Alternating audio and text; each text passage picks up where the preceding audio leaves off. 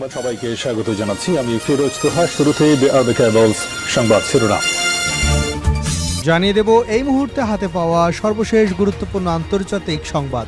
শুরুতে জানাবো কাশ্মীরে 93% মানুষ মুসলিম, তারা ভারতের সঙ্গে আর থাকতে চায় না। কাশ্মীর সংকটই পাকিস্তান ভারত দ্বন্দ্বের মূল কেন্দ্রবিন্দু এবং অঞ্চলটির ভবিষ্যৎ নির্ধারণে কাশ্মীরিদের মতামতকে উপেক্ষা করা অযৌক্তিক, এমনটাই মন্তব্য করেছেন পাকিস্তানের সাবেক পররাষ্ট্র সচিব আয়াজ আহমেদ চৌধুরী। এবার জানাবো চেনাব নদীর বাঁধ খুলে দিল ভারত, পাকিস্তানে বন্যার শঙ্কা। পূর্ব সতর্কতা ছাড়াই চেনাব নদীর বাঁধ খুলে দিয়েছে ভারত। এতে তুমুল বেগে পানি পাকিস্তানের দিকে প্রবাহিত হচ্ছে। শুষ্ক মৌসুমে পাকিস্তান অংশে নাব্যতা সংকট থাকায় প্লাবিত হবার শঙ্কা ঘিরে ধরেছে নদী তীরবর্তী মানুষদের।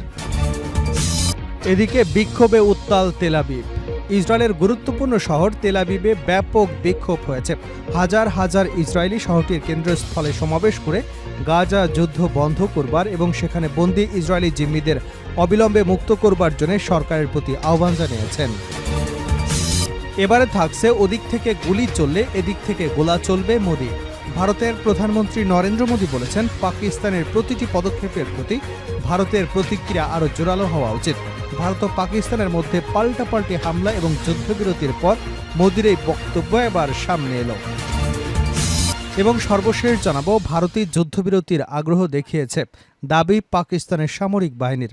পাকিস্তানের আন্তঃবাহিনী জনসংযোগ পরিদপ্তরের মুখপাত্র লেফটেন্যান্ট জেনারেল আহমেদ শরীফ দাবি করেছেন যে তারা ভারতকে যুদ্ধবিরতির অনুরোধ জানাননি, বরং ভারতীয় যুদ্ধবিরতির বিষয়ে আগ্রহ দেখিয়েছে। এতক্ষণ শিরোনাম শুনছিলেন, এবার বিস্তারিত। প্রিয় দর্শক, আপনি যদি এই চ্যানেলে নতুন হয়ে থাকেন, ভিডিওটি দেখতে দেখতে চ্যানেলটি সাবস্ক্রাইব করে আমাদের সঙ্গে থাকুন। আর এই ভিডিও সম্পর্কে আপনি আপনার মূল্যবান মতামতটি কমেন্ট বক্সে জানিয়ে দিন। আর হ্যাঁ প্রিয় দর্শক, জানিয়ে দিন ভিডিওটি কোথা থেকে দেখছেন। কাশ্মীরে 93% মানুষ মুসলিম, তারা ভারতের সঙ্গে থাকতে চায় না। কাশ্মীর সংকটই পাকিস্তান ভারত দ্বন্দ্বের মূল কেন্দ্রবিন্দু এবং অঞ্চলটির ভবিষ্যৎ নির্ধারণে কাশ্মীরদের মতামতকে উপেক্ষা করা অযৌক্তিক, এমনটাই মন্তব্য করেছেন পাকিস্তানের সাবেক পররাষ্ট্র সচিব আয়াজ আহমেদ চৌধুরী। জিও পাকিস্তানকে দেওয়া এক সাক্ষাৎকারে তিনি বলেন, জম্মু ও কাশ্মীরের 93% মানুষ মুসলিম, কিন্তু 1947 সালে গভীর ষড়যন্ত্রের মাধ্যমে এই অঞ্চল পাকিস্তানের কাছ থেকে ছিনিয়ে নেওয়া হয়। তার মতে সম্প্রতি ভারত পাকিস্তান উত্তেজনা আবারও প্রমাণ করেছে কাশ্মীর সমস্যার সমাধান ছাড়া দক্ষিণ এশিয়ায় স্থায়ী শান্তি সম্ভব নয়। তিনি জোর দিয়ে বলেন, ভারতের উচিত বুঝে নেওয়া যে কাশ্মীরিরা তাদের সঙ্গে থাকতে চায় না, তাদের দমননীতি সংঘাতকে দীর্ঘায়িত করেছে। আয়াজ চৌধুরী বলেন, পাকিস্তানের পরিমিত পাল্টা জবাবে ভারতের আতঙ্ক এটাই প্রমাণ করে ন্যায় বিচারের শক্তি এখনও আছে। তার মতে ভারত যত দ্রুত বাস্তবতা মেনে আলোচনা শুরু করবে, ততই দুদেশের জন্যই মঙ্গল। কাশ্মীরের বর্তমান পরিস্থিতি সম্পর্কে মানবাধিকার সংগঠনগুলো বলছে, 2019 সালের ভারতের সংবিধান থেকে 370 অনুচ্ছেদ বাতিলের পর থেকেই অঞ্চলটিতে স্বায়ত্তশাসন বিলুপ্ত এবং রাজনৈতিক অধিকার খর্ব হয়েছে। সেই সময় হাজারো রাজনৈতিক গ্রেপ্তার করা, ইন্টারনেট বন্ধ থেকে মাসের পর মাস এবং কড়া সামরিক উপস্থিতি অব্যাহত থাকে। মানবাধিকার কর্মীরা অভিযোগ করেছেন, কাশ্মীরের মানুষের বাকস্বাধীনতা, মত প্রকাশের অধিকার এবং রাজনৈতিক কর্মসূচিতে অংশগ্রহণের সুযোগ সীমিত হয়ে পড়েছে। সর্বশেষ 22 এপ্রিল কাশ্মীরের পেহেলগামে ভয়াবহ এক হামলায় 26 জন নিহত হন। এদের বেশিরভাগই ছিলেন পর্যটক। ভারতে হামলার জন্য পাকিস্তান ভিত্তিক লস্কর-ই তৈয়বাকে দায়ী করেছে। এরপর 7 মে ভারত অপারেশন সিঁদুর নামের পাকিস্তানের নিয়ন্ত্রিত কাশ্মীর ও পাঞ্জাবের 14টি স্থানে বিমান হামলা চালায়। পাল্টা জবাবে পাকিস্তানও ভারতের সামরিক ঘাঁটিতে হামলা চালায়, যার ফলে দুদেশের মধ্যে যুদ্ধাবস্থা তৈরি হয়। চীন, যুক্তরাষ্ট্র, সৌদি আরব, কাতারের মধ্যস্থতায় 10 মে ভারত পাকিস্তান যুদ্ধবিরতিতে সম্মত হয়।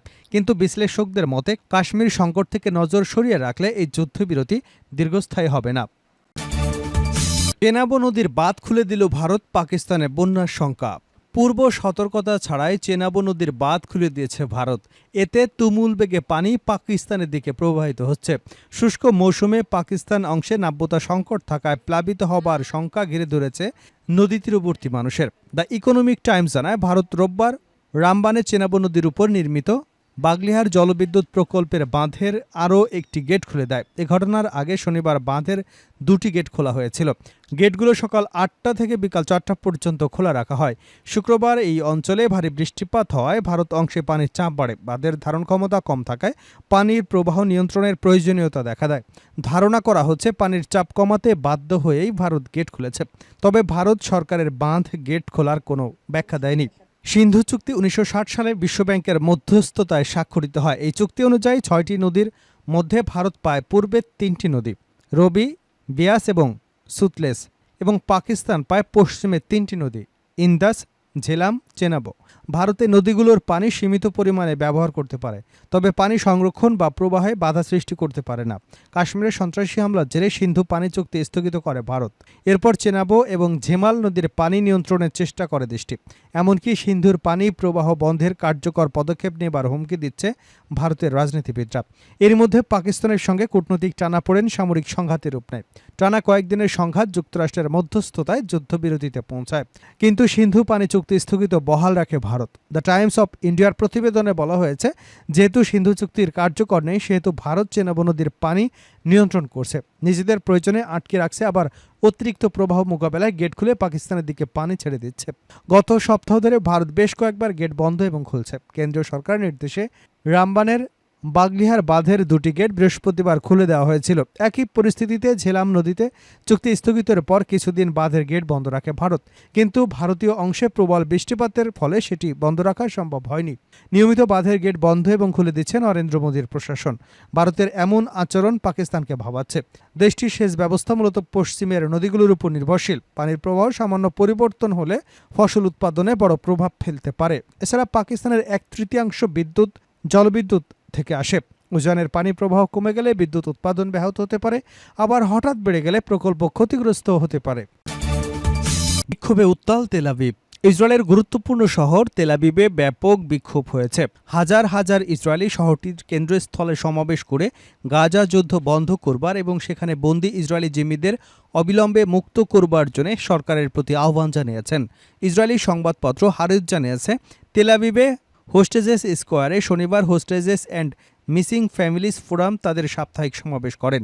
একই সময় জিম্মিদের পরিবারের আরেকটি বিক্ষোভ ইসরায়েলি সামরিক সদর দপ্তরের বাইরে অনুষ্ঠিত হয়। তেল আবিবের হাবিমা স্কোয়ারে আলাদাভাবে সরকার বিরোধী বিক্ষোভ হয়েছে।